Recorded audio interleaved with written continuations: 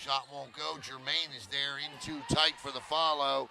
And the pass gets away, but Conklin, count it as Conklin-Jones. The pass on the end ball, stolen away by Conklin-Jones, and she will lay it up and in, and it's a 12-0 run. The spring. Conklin-Jones with a beaut. That's a big-time three in the league. And she's going to get two more here if she follows through. She does. And it's 29-17 and Coach Turner. You come up here to tell me my Raven's going to lose? You come up here and tell me my Raven's going to lose? Count it. 4. Jonise down the lane. Good. Oh, my goodness. What a dish from Barcene to and she takes advantage of it. And Jonise Barcene, oh, what a great job. Blackman will get it. That went. Keller's no good. Jonise Barcene with the board. Bass with a nice bounce pass to Conklin-Jones, who turns and kisses it off the 59-32. That'll be the final unless she hits a half-court shot. She won't. They'll dribble out. And your final score, the Cocoa Tigers 59, the Edgewood Red Wolves 32. As the two teams will shake hands, we'll get set to conduct post-game interviews, and we'll see you tomorrow night from a high school gym right here in Brevard County. Once again, everybody, Alan Slaughterzinski for the Brevard Sports Network. And the Cocoa Lady Tigers, awfully impressive tonight. They've been awfully impressive throughout this entire Cape Coast Conference tournament. And I'm here with my co-players of the game tonight. I'm here with number 23, Jonise Barcene, and I apologize during the broadcast, but I just apologize to her as well. And I'm also here with Gianna Conklin-Jones, and let's see here. I got a senior and a freshman. I always start with the senior, okay? So let me start with the senior here. Impressive game tonight. You had a good first half. Wasn't a great. The team wasn't great. So what changed for you all to go out and outscore them 20-3 in that third quarter? Honestly, I realized I just got to feed my team. It's not really about me. It's about us as a whole. So I realized I had to get out of my feelings and play for all of us and get us where we need to go. Which you certainly did. Do you like the physicality of the game? The last two games, I thought, at times the referees were a little ticky-tacky, but I thought for the most part that they let you all play a little bit. And you all really seem to relish the physical part of the game. Talk about that a little bit. With our coaches, they really install physicality. They install going out full court, 94 feet, strap up. We're dogs. That's what they put in our head. So we don't really have a choice. We go out there and compete. Forgive me? Oh, always. All right, there we go. Now, as a freshman, I got to ask you, you carry a lot of responsibility on this team. You make some big shots for this team. Talk about, as a freshman, how you deal with that. I know I got to do it for my team. Because if I don't bring the intensity, then we're all just going to go down. So, what do you like best about what this team is doing right now? You ladies, as a group, what do you like best? I like how aggressive we are, and we never give up. I want to ask you, Jonise, about that press, because I just told Coach Corey that is the baddest press in Brevard County. It's unbelievable to watch. I love watching it, and you ladies really seem to love running it. Talk about it.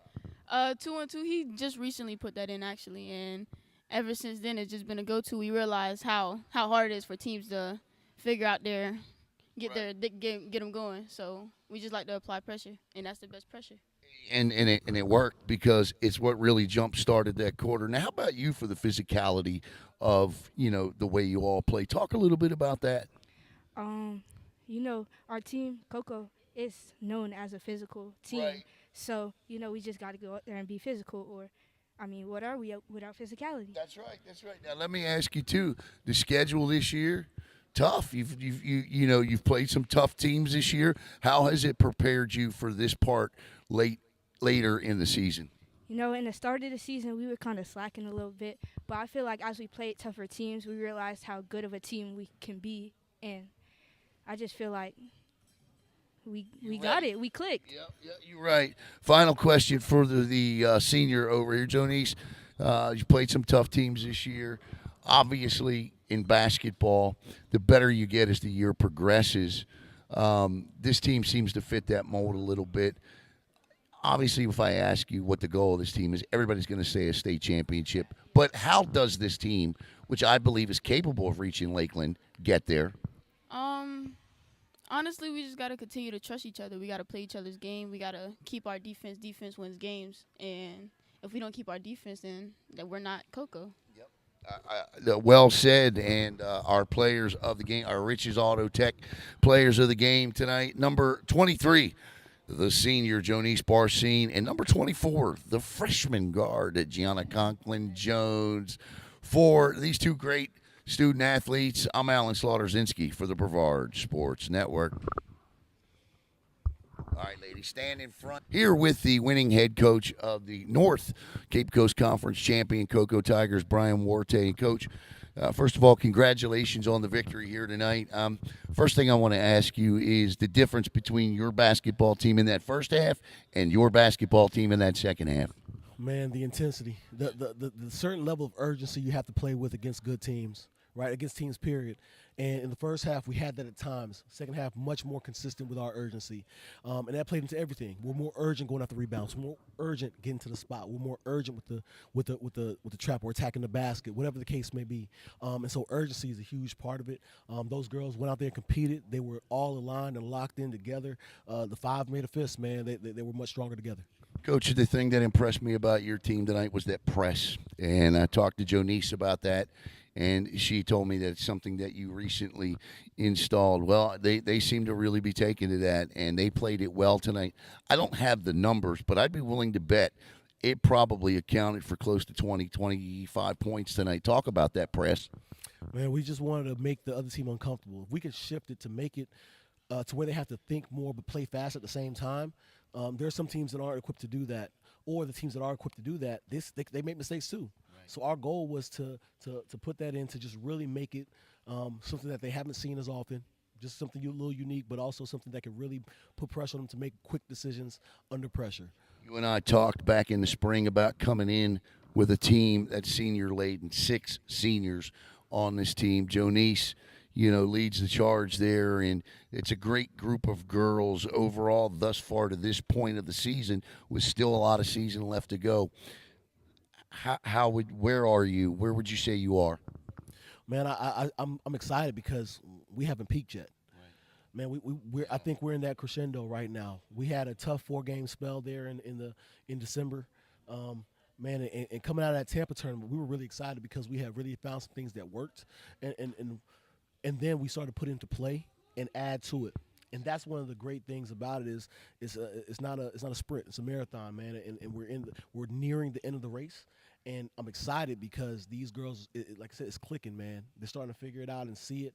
They're bought in and they're peaking. They're starting to peak at the right time, so they're getting ready to. Man, I'm so excited. You saw the things that they had tonight. Yeah. A lot of missed opportunities, and I'm happy because I can go back as a coach and look at the missed opportunities and be like, hey, we got more things to work on, right?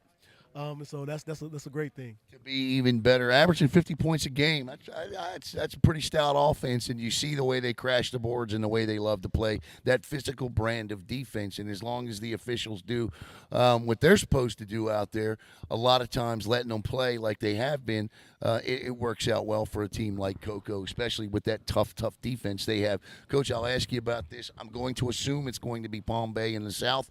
How do you slow them down? What's the game plan?